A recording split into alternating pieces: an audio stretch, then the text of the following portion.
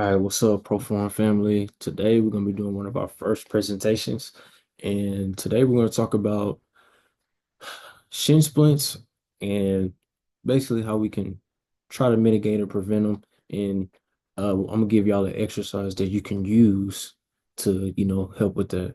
So I'm gonna share my screen.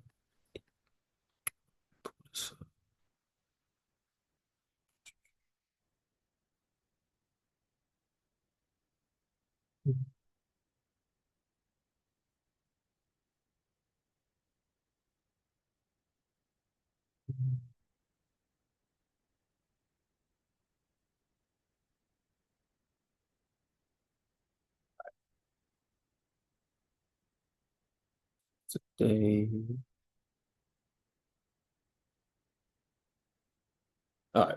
So like I said, we're gonna be talking about shin splints and tibialis races, which is the exercise that we're going to use to help with that. So for the people who don't know, what are shin splints? Shin splints is basically just overuse of your lower leg muscles, which is basically your shin bone. A lot of people, you hear people, athletes say, "Oh, my shins hurt," whatever the case may be.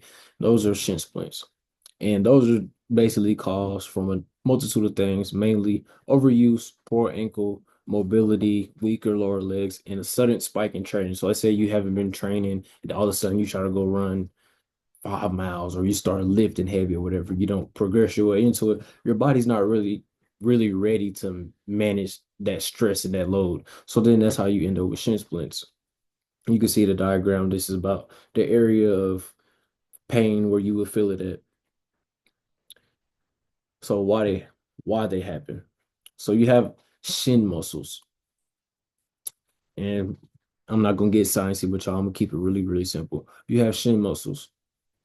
And basically, every time your foot hits the ground, that could be walking, running, jumping, anything like that. Anytime you're absorbing impact on the ground, stress gets transferred to the bone and connective tissues if your muscles aren't strong enough and it's not ready to handle that force and absorption, which leads to inflammation and pain. Think of it like a car and a suspension system. If one part is weak, the whole ride is gonna be bumpy, right? It's not gonna be a smooth ride. It's gonna be bumpy. Steering wheel might be turned a certain way. You know what I'm saying? It's not gonna be a smooth ride, which is what you can like visualize and compare that to. Now, how do we help this? That brings us to tibialis raises. And you have a specific muscle called your tibialis anterior. I know I said I won't get sciencey, but I kind of have to right here. So your shin muscle, most people will neglect this.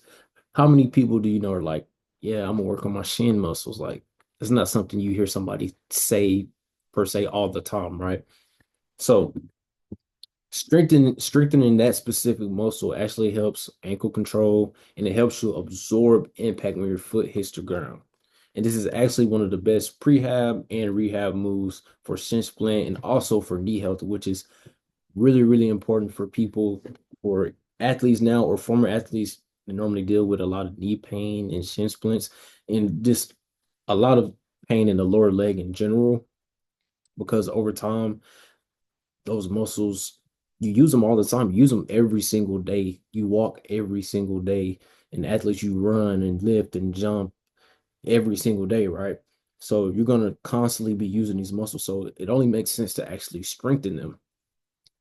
So how do we do those? Here's a video right here that I recorded. So this is going to be your basic tibialis races right here. You're going to be on the wall, kind of at an angle, and you're just going to kind of curl your toes up, try to bring them towards your knees. And we'll run that back a little bit. So you can see right here, kind of right where my mouse is, you can kind of see this muscle right here flexing when I raise my toes. Now, when you get a little bit more advanced, maybe high school, college, or whatever, you want that muscle to get as strong as possible. So then you move on to weighted. And the way I like to do it, there's a multitude of ways you can do weighted, but I like to use kettlebells because it's fairly easy access and has the handle so you can just slide your foot in there. Now, right here, it's important. to try to keep the knee straight and really focus on isolating that shin muscle, right? So as I play the video, you can see from the side here, right? Right along here is that shin muscle. And that's what you're targeting right there. You kind of see it work. It works my calf all the way up to right here in my knee. You can see the muscle literally working right there, right? So we'll run that back just so we can get another view. This is for beginners. This can be elementary. This can be intermediate, middle school, younger athletes, just kind of getting the basics, not really lifting heavy weights yet, but they're doing a lot of running and jumping, etc.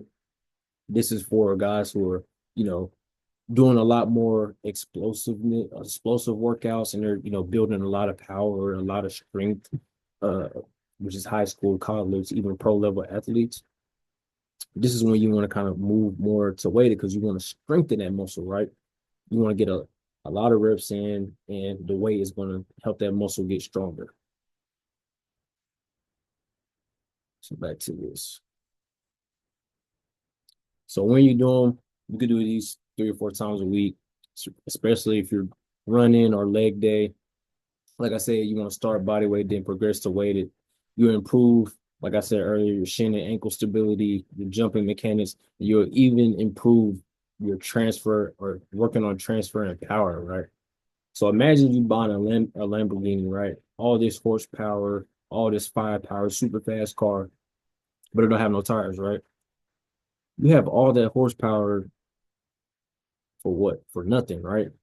This is the same thing. So let's say you're in a summer program where, you've been working really, really hard. You've been cleaning, you've been doing plyos, you've been developing all this power, you've been squatting heavyweight, you're getting strong. Well, if your body's not equipped to sustain that new power development and use it and transfer it properly, you're basically a Lamborghini with no tires, right? You're going to be susceptible to more injury. You're not going to really seeing the translation, because a lot of people, it can be discouraging. You working really hard, you're doing everything your coach is telling you, what I'm saying, you're eating right, you're doing all of this, and it's like, man, I don't feel like I'm getting faster. I don't feel like I'm jumping higher. I don't feel like, I'm moving laterally, better or whatever. And that's because your shins are neglected.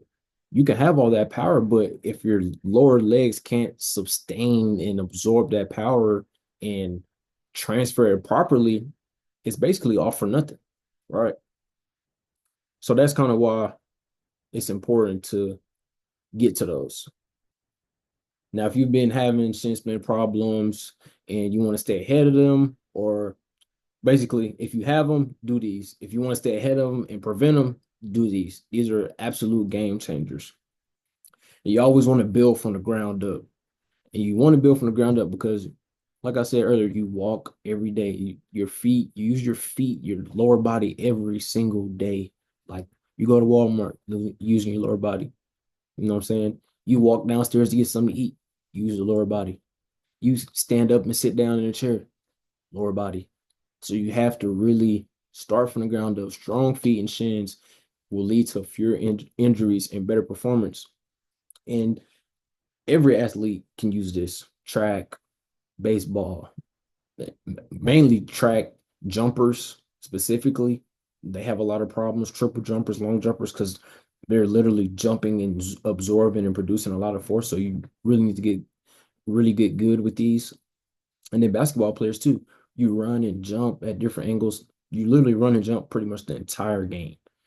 So that's why, like, you see people ice bags on their shins, and they have the, little bands under their knees or whatever. They're having these pain. And yes, it's not solely, sometimes it's injury. You have knee injuries that you can't really control. But with this exercise, with tib raises, you can mitigate and basically minimize the chances of injuries because you're teaching your body to absorb and produce the right amount of force.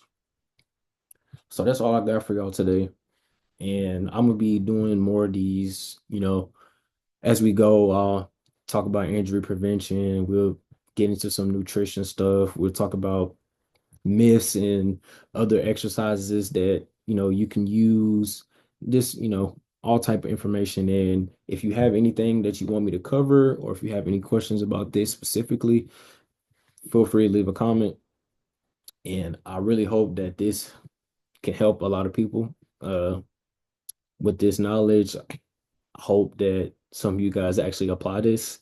If you're having these, shin problems, try these. Actually try these, incorporate them, 3 to 4 times a week, and just do them, and then come back and let me know how you feel, man. And hopefully that has helped you. That's all I got for today. Once again, if you know somebody who could use this information, drop a comment below, or and also comment something that you would want me to cover as well. So it could be anything: nutrition, how can I get faster, how can I get stronger, uh, what's a good sleeping schedule, anything. And we'll get a PowerPoint together and we'll, drop some knowledge on y'all. I appreciate y'all for tuning in. It's KJ Peoples, PFE family. Love y'all. I'm out.